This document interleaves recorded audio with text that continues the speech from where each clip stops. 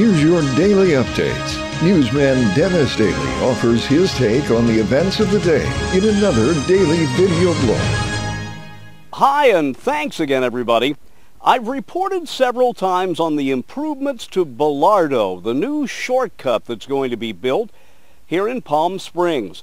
We have slowly, during the last 4 months, watched this road be completely rebuilt and a brand new bridge built.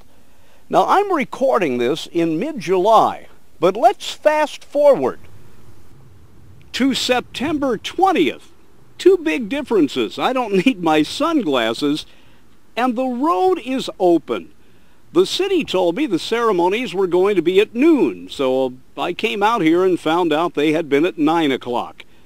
I'm not sure whether they did that on purpose, but people are already discovering what I'm calling the Belardo bypass. And as you know, this bypass was a long time in coming.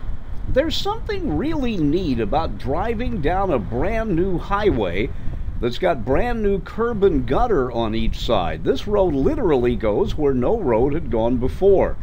And if you keep your eyes on the road, you know, you might as well be out in the middle of Arizona someplace. To repeat what we've been talking about earlier, and that is this bridge we're coming up on was not here before, nor were the entrances to the bridge. What they did was to connect two sections of road together with a new section and a new bridge. It's a genuine shortcut. Long time in coming. Wonder what they'll build next. I'm Dennis Daily with your daily news update.